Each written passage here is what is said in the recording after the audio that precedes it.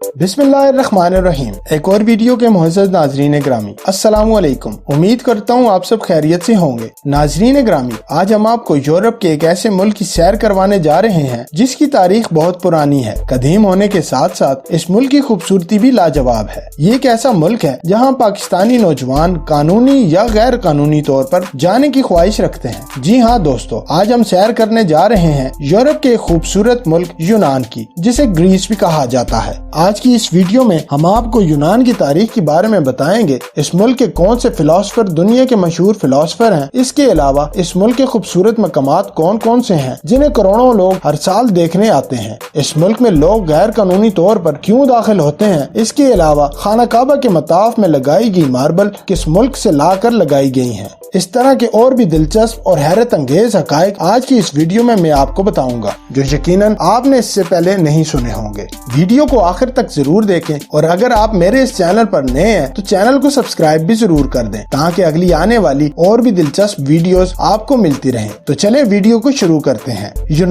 यूनान का official name Hellenic Republic है, जो कि ग्रीस के नाम से बिल्कुल मुख्तलिफ है। अगर इस मुल्क की आबादी की बात करें तो यूनान की कुल आबादी 1 करोड़ अफराद पर मुश्तमिल है और आबादी के लिहाज से ये दुनिया का 91वें नंबर पर बड़ा मुल्क भी है। इस मुल्क के रकबे की बात की जाए तो इसका कुल रकबा 1,31,957 मुरब्बा किलोमीटर है और रकबे के लिहाज से ये दुनिया का 97वें नंबर पर बड़ा मुल्क है। नाजरीन, एक वक्त ऐसा भी था कि ये मुल्क सल्तनत उस्मानिया के ज़ेरे असर रियासत था। कहा जाता है कि यूनान में जिंदगी के आसार 2 लाख साल से भी पुराने हैं और ये आसार आपको यूनान के शहर मैकेडोनिया में नजर आएंगे। इस सूबे में एक गार भी मौजूद है जिससे इस बात का अंदाजा होता है कि 2 साल पहले भी इस जगह जिंदगी मौजूद थी। इस मुल्क को सिकंदर आजम ने भी फतह किया था, लेकिन यूनान फतह करने के कुछ साल बाद सिकंदर आजम की मौत वाक़या हो गई। इस वक्त बरे सगीर से यूनान तक ये सारा इलाका सिकंदर आजम की मालकियत था, लेकिन सिकंदर आजम की मौत के बाद तमाम सल्तनत मुख्तलिफ हिस्सों में टूट गई। इसके अलावा रूमी सल्तनत ने भी इस पर बहुत अरसा हुकूमत की। 1429 में जब सल्तनत उस्मानिया ने यूनान को फतह किया तो उस वक्त यूनान में इस्लाम फैलना शुरू हो गया। इस इलाके ने सल्तनत उस्मानिया के दौर में तरक्की करना भी शुरू की, मसाजिद भी बनी और भी बहुत से तामीराती कामों में तेजी आई। इस इलाके पर 400 साल तक मुसलमानों की हुकूमत रही और 1800 में इस इलाके से मुसलमान हुक्मरानों का खात्मा हो गया। मुसलमान हुक्मरानी खत्म होने के साथ ही इस मुल्क से मुसलमान आबादी भी कम होना शुरू हो गई। 1923 में तुर्की और यूनान के दरमियान एक मुआहिदा तय पाया जिसमें यूनान में मुकीम बहुत से मुसलमान तुर्की में जाकर आबाद हो गए और इसके साथ ही तुर्की में आबाद मसीह यूनान में जाकर आबाद हो गए। आज के यूनान में मुस्लिम आबादी की शरह सिर्फ 2% रह गई है, जबकि 90% आबादी ग्रीक ऑर्थोडॉक्स और 7% एथिस्ट आबाद है। आपको ये बात सुनकर हैरानी होगी, इस वक्त 60,000 पाकिस्तानी यूनान में आबाद हैं। इस मुल्क में पाकिस्तानी लोग क्या काम करते हैं ये भी हम आपको इस वीडियो में आगे चलकर बताएंगे। नाज़रीन ग्रामी, यूनान की जोग्राफियाई अहमियत भी बहुत आम है। एशिया, यूरोप और अफ्रीका तीनों बड़े आज़मों में बायमी रास्ते का किरदार भी अदा करता है। इसी वजह से आपने अक्सर सुना होगा गैर कानूनी तौर पर जाने वाले लोगों की कश्ती यूनान के पास डूब गई। नाजरीन, आम तौर पर ऐसी कश्तियाँ जिनमें गैर कानूनी तौर पर इस मुल्क में दाखिल होने वाले अफराद सवार हों तो उन कश्तियों को जानबूझकर तबाह किया जाता है और यूरोप जाने का समुद्री रास्ता सिर्फ यूनान के पास से गुजरता है। आप जब भी यूरोप जाना चाहें तो कानूनी तरीके का इस्तेमाल करें। अगर इस मुल्क यूनान की सरहदों की बात की जाए तो अल्बानिया, बुल्गारिया, मैकेडोनिया और तुर्की इसके इतराफ में वाक़या हैं। यूनान को दुनिया के सबसे ज्यादा जाने वाले सियाहों की लिस्ट में भी शामिल किया गया है। टूरिस्ट ममालिक के रैंक के लिहाज से ये दुनिया के 7वें नंबर पर आता है। इस मुल्क की आबादी तो 1 करोड़ है, लेकिन इस मुल्क में 1 करोड़ 50 लाख के करीब हर साल सियाह आते हैं। इस मुल्क में खूबसूरती इतनी ज्यादा है कि आपका यहाँ से वापस जाने का दिल भी नहीं करेगा।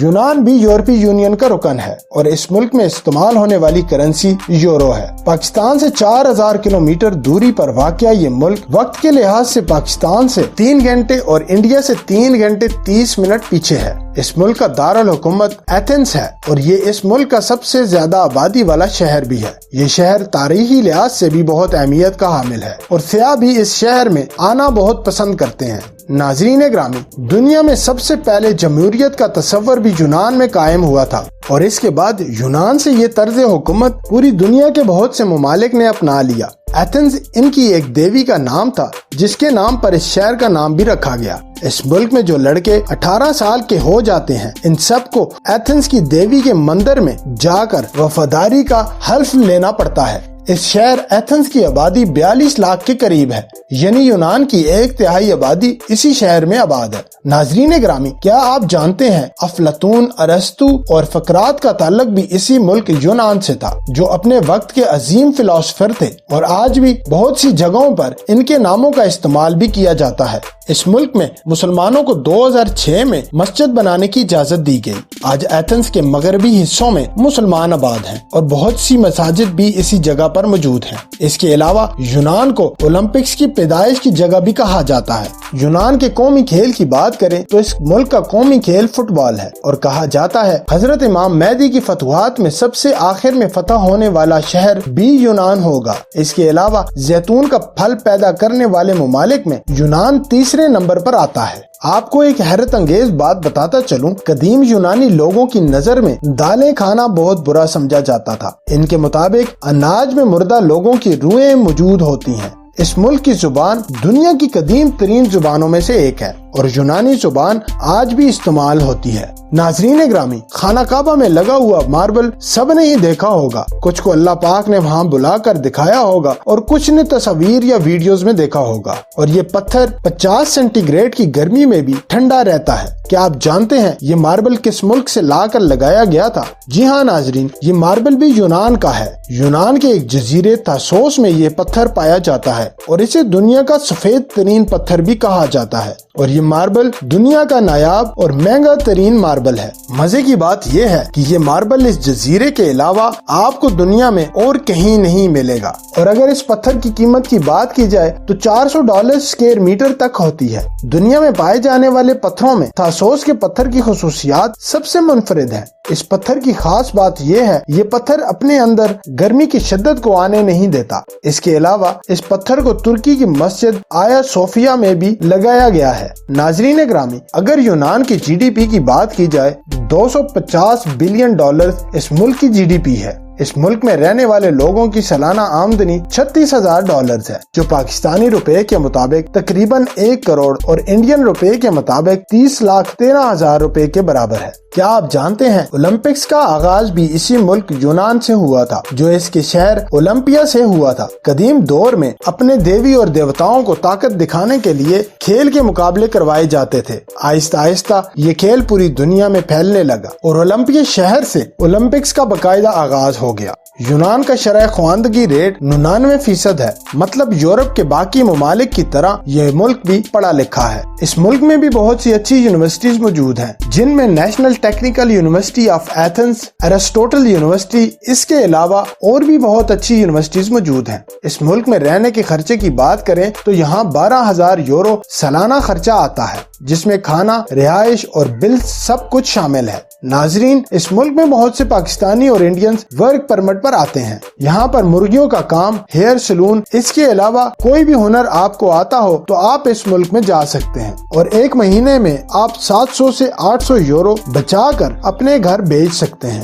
اگر آپ ڈاکٹر، انجینئر یا آئی ٹی سے ریلیٹڈ کام کرتے ہیں تو آپ کی بچت بہت زیادہ ہو جائے گی۔ اس ملک میں ہر سال کروڑوں کی تعداد میں سیاح بھی آتے ہیں، کیونکہ یہ ملک بہت خوبصورت ہے اور قدیمی تاریخ کا حامل بھی ہے۔ اس کے علاوہ قدرتی خوبصورتی سے بھی مالا مال ہے۔ سب سے پہلے آپ کو ایتھنز دکھایا جاتا ہے، کیونکہ اس شہر کی تاریخ بہت پرانی ہے، لیکن آج یہ شہر کافی جدید ہو چکا ہے۔ اس شہر کے اطراف میں پہاڑ موجود ہیں۔ ایکرو پیلس اس شہر کی سب سے مشہور جگہ ہے۔ یہ پہاڑی کے ٹاپ پر واقع ہے، اور اس کو 5ویں صدی میں تعمیر کیا گیا تھا۔ اس کے علاوہ اس کے اندر بہت سے ٹیمپلز بھی بنائے گئے تھے، جو اس وقت کے لوگ اپنے خداؤں کو پوجتے تھے۔ اس کے علاوہ اس شہر میں اولمپکس اسٹیڈیم اور اگورا آف ایتھنز جیسی جگہیں بھی موجود ہیں، جنہیں سیاح سب سے زیادہ دیکھنے آتے ہیں۔ اگر آپ کا یونان جانا ہو تو سینٹرونی کا وزٹ ضرور کریں۔ یہ ایک بہت ہی خوبصورت جزیرہ ہے جو پہاڑوں پر واقع ہے۔ اس جگہ کا منظر بہت دلکش اور خوبصورت ہے۔ یہاں کی سفید عمارتیں سب سے زیادہ سیاحوں کو اپنی طرف مائل کرتی ہیں۔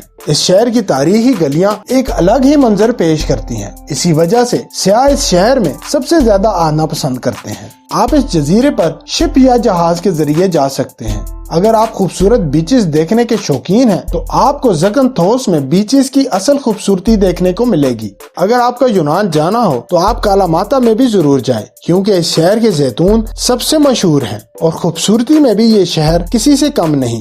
اس کے علاوہ متورا میں پہاڑ پر ایسی عمارتیں اور گھر بھی موجود ہیں جو 5ویں صدی میں بنائے گئے تھے۔ اس ملک میں آپ کو 2 لاکھ سال پرانی تاریخ سے بہت کچھ دیکھنے کو ملے گا۔